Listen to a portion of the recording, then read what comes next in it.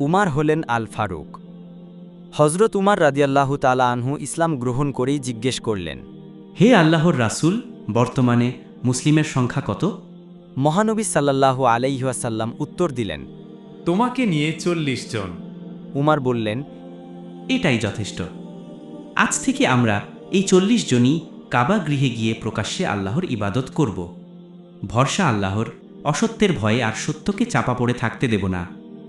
মহানবী সাল্লাল্লাহু আলাইহি ওয়াসাল্লাম হজরত উমার রাদিয়াল্লাহু তাআলা আনহুর এই সদিচ্ছার উপর হৃষ্টচিত্তে আদেশ দিলেন।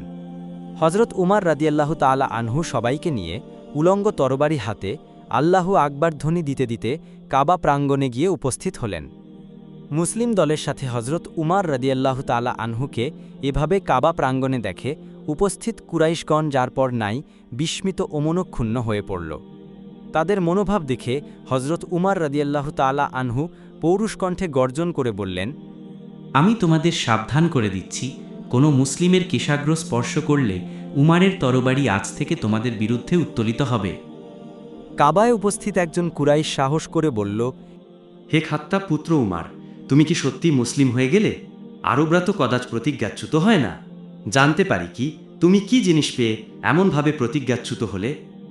হজরত উমার রাদিয়াল্লাহু তাআলা আনহু উচ্চকণ্ঠে জবাব দিলেন, মানুষ যার চেয়ে বেশি পাওয়ার কল্পনা করতে পারে না, আমি আজ তেমন জিনিস পেয়ে প্রতিজ্ঞাচ্যুত হয়েছি। সে জিনিস হলো আল কুরআন। হজরত উমার রাদিয়াল্লাহু তাআলা আনহুয়ের এরূপ তেজদৃপ্ত কথা শুনে আর কেউই কোনো কথা বলতে সাহস পেল না।